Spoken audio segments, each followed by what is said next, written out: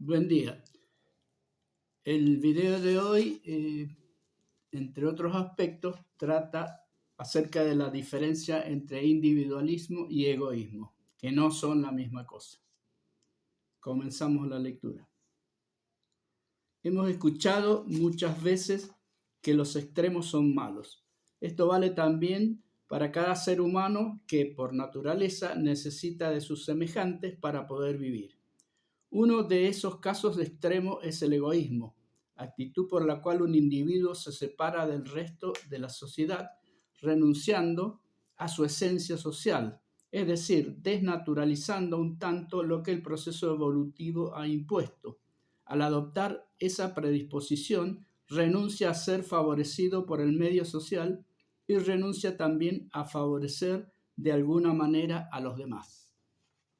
Algunos cristianos en el pasado se alejaban de la sociedad. De esa manera no tenían posibilidad de hacer el mal, pero tampoco de hacer el bien.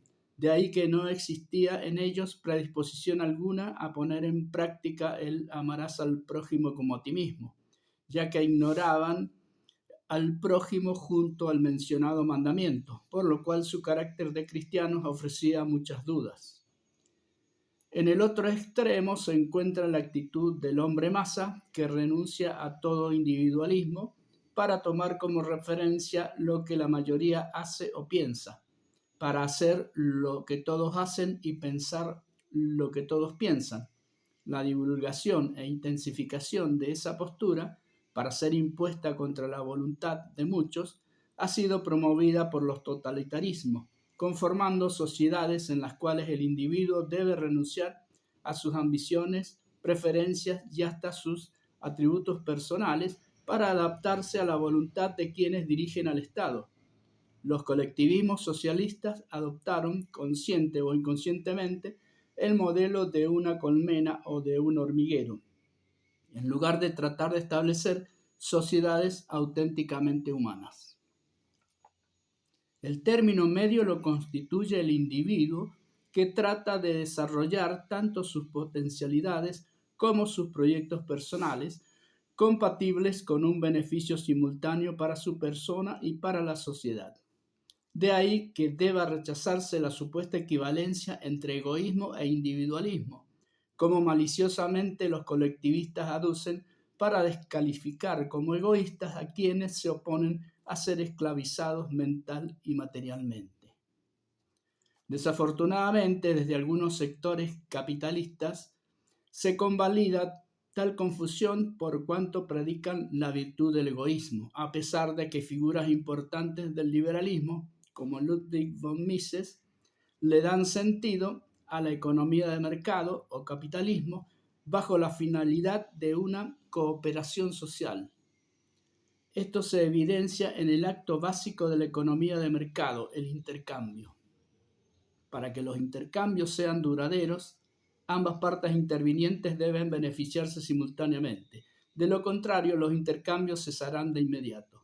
De ahí que la actitud adecuada para que se prolonguen en el tiempo no puede ser el egoísmo, sino la cooperación entre individuos. Cierta confirmación de que los extremos son malos la encontramos en los estudios de Emile Durkheim respecto del suicidio. De más está decir que el suicidio es algo indeseable por cuanto constituye una acción motivada por un estado personal que resulta insoportable, llevando al individuo a evadir ese sufrimiento, poniendo fin a su vida. Entre las conclusiones obtenidas por Durkheim se encuentra que la mayor cantidad de suicidios se da en las personas muy poco vinculadas a la sociedad y también en las muy vinculadas a la sociedad. Por lo general, se cree que los individuos cuyas vidas dependen totalmente del Estado, con poco margen para las decisiones individuales, se han de sentir integrados a la sociedad. Sin embargo, bajo los sistemas comunistas, se producía una atomización social promovida por el temor a la delación por parte de personas cercanas y a la posterior represalia por parte de los organismos de control social. De ahí los altos índices de suicidio que había, por ejemplo, en la Hungría socialista. En cuanto a las actitudes extremas consideradas por Durkheim, Neil J. Smeltzer escribió: queda claro por ahora que Durkheim no estaba manejando una simple lista desorganizada de causas y efectos en relación con el suicidio. Los diversos tipos de cohesión social, entre paréntesis, egoísmo, altruismo, anomia, fatalismo, son variables independientes. La tasa de suicidios dependiente. Asimismo, los 4 tipos constituyen 2 pares de conceptos opuestos. El egoísmo es una condición de excesiva desvinculación del individuo respecto de la comunidad. El altruismo una condición de muy débil desvinculación.